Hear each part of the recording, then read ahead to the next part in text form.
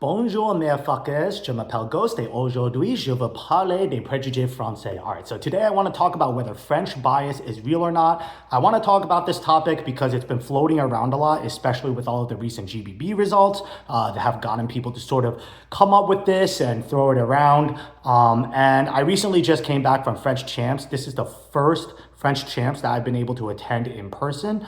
This recent one in Toulouse. Up until then, I watched all of the French champs, every single one, either on YouTube or Facebook live streams. And finally, I've been able to see it in person. So now I feel pretty well equipped to talk about this topic, especially seeing the French scene in person, comparing it to my own scene, as well as other scenes that I've seen traveling to different places. So for some context historically, why is French bias even a concept and why are people saying it? So it's mostly from the last 4 GBBs, which if you look at the solos category, a French beatboxer has won the last 4. So in 2021, it was Collapse. In 2023, it was River, when a lot of people thought Napalm should have won. And that's kind of where it all started, was the whole like 2 French judges thing. It was through this like video that hopefully is not on YouTube anymore.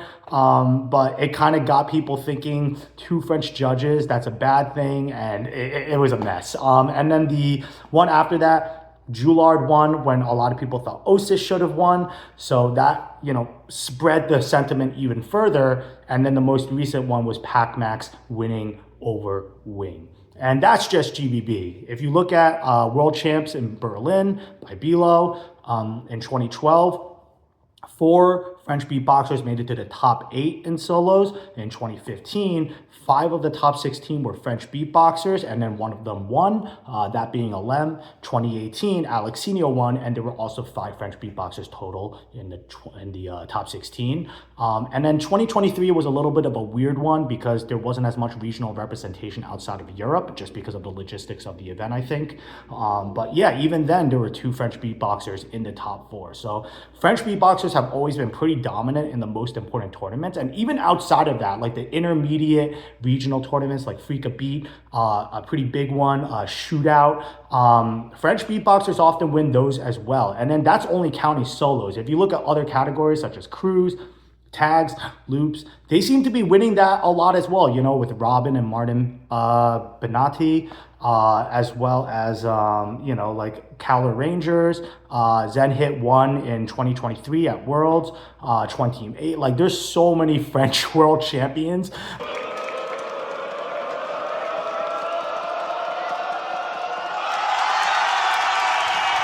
Yeah, that's kind of why the idea of French bias has kind of been coming about, is because of the controversial results that come from some of these international tournaments where all different regions and all different communities are watching. So before I go into whether I think French bias is real or not, I'm going to talk first about why I think French beatboxers win a lot. So the first reason is longevity. So if we look at the American scene, their first national championship was in 2010.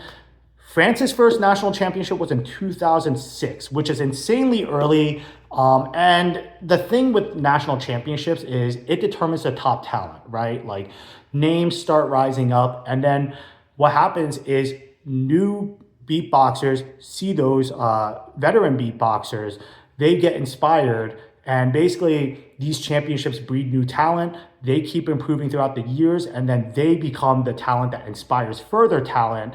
And this has been something that has been going on in France for a while. It just keeps generating more and more talent. And it has a very active community too. It has a lot of smaller battles, a lot of regional battles hosted in France itself.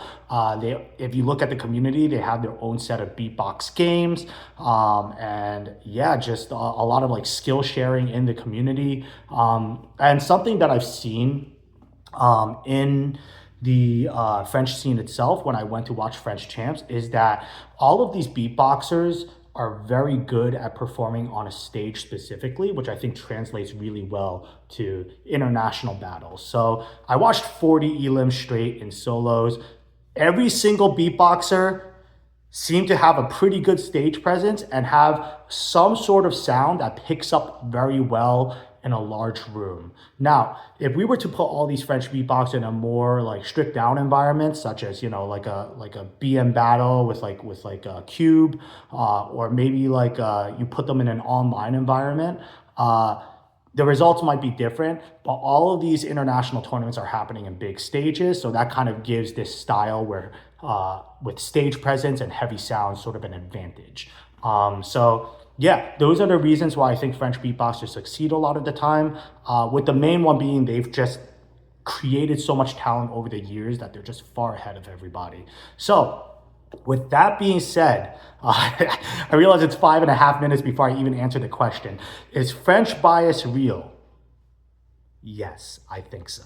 Now, hold on. Let me explain myself. I think French bias is real, but more importantly, I think regional bias is real. And not only is it real, it's universal. French beatboxers just get most of the flack because they're the ones winning the most. But in my opinion, if you look at other regions, it is way worse. Their regional bias is way worse. For example, allegedly, what I've heard is that in the Chinese scene, based on the regions, you might be voted against. Like, for example, like if a competition is in North China, they might vote against the South China beatboxers, and vice versa. There's been some Latin American tournaments that are weird, like switching out judges in the middle of like a 8v8 style battle. You know, like it's way worse in other countries. En 3, 2, 1.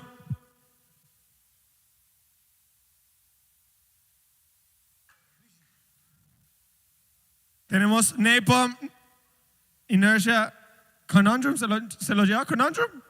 And it might not just be like bias, like outright bias, like, oh, I favor like people that I know.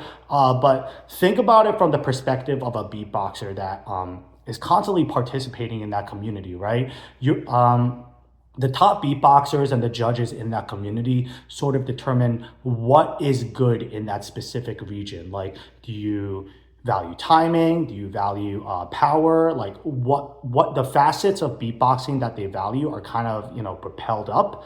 And then for the newer beatboxers who are participating in that community, they're going to emphasize those skills. And sometimes that's what creates like the bias, so to speak. It's not just like the favoring the people you know, but also you might favor the style that is more common within your community. And that is something that happens a lot. If you look at the different countries, one good example to see how they judge differently throughout different regions is how much they punish mistakes. If you look at every region, they have a different idea on how much mistakes should weigh against the beatboxer during their performance. And that is like kind of a telltale sign of how different these scenes are in general. So what is a good solution to regional bias in general? I think that is too big of a topic to really answer in this video, but I will say the answer is not limiting the amount of French judges on the judge panel. That is a very caveman way of thinking. Like you should not limit judges based on their nationality. Like that is so caveman. Like, I say the 3, you say the 2 and the 1. Who's moving on to the finals? In 3, 2, 1. Make some noise for ANC from China!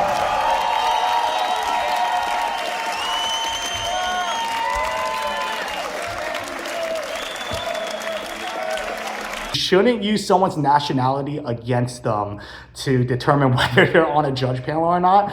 I think at the end of the day, you still need to look at them individually and scrutinize them if you need to, or look at their like judging pattern if you need to, ask them questions. You know, like obviously that's a comprehensive process, but it's way better than just like going off of an assumption. So to wrap things up, I heard this story back in the day where like there was a beatboxer who was like new to the scene in France, and he went to participate in I think a French champs or like some French battle, and he didn't have enough money to take the train. So Kim ended up going around and asking for money to help this like young beatboxer out, so he could take the train. And that beatboxer ended up being Bookie Blanco. This was a story that he shared on his Instagram story, I think. And that is kind of a story that shows what the French scene is about, you know, like fostering and looking after their new talent. And it's not just about their new talent, it's about their old talent as well. Like I watched the old French championships and I see beatboxers like Black Adopo or Mike Spawn, who used to be competitors in the older French champs, still be involved in the French community as hosts. You know, Kim, who has been incredibly involved in the early days of French beatboxing, is one of the lead organizers of events, especially with La Cup. So if this is the kind of community they have where they're constantly celebrating not only their new beatboxers, but their old beatboxers, and you know, everyone's continually giving back, France is the region that deserves to be the best, because those are the values of the beatbox community, you know, sharing and supporting each other. If that is the kind of community they are, they deserve to be the best. And that is something that other regions can learn from. And, you know, I'm speaking from an American perspective as well. Like, yeah, I love the American scene. I'm a part of it, but there are a lot of things we can improve on. We have a lot of successful beatboxers that don't really give back. Not successful in terms of like their skill, but like successful in terms of like their like prestige and stuff like that. They don't really give back in our community, like in the American community or the North American community in general. And yeah, there's just a lot of room for improvement. And I can speak from my perspective, American beatboxers are biased too. Very fucking biased. Like there are some online tournaments back in the day. I'm gonna call out some of my own friends. There are some online tournaments back in the day where some newcomer American beatboxers would participate in the bracket, and then there would be some American judges, and they would just constantly vote for themselves. You know, America has a history of this too. I would say it's equal or worse than French bias, honestly. So I think we should broaden the discussion to regional bias and like really have more discussions like cross community, because I think there's a lot of misunderstandings that occur when like one region values certain facets of beatboxing differently compared to another region. And that's where I think a lot of the disparity and a lot of the disconnect when it comes to the beatbox community happens. So yeah, that's pretty much my thoughts on this whole thing. Una route avec des arbres, motherfuckers. Or I should say, merefuckers. Yeah.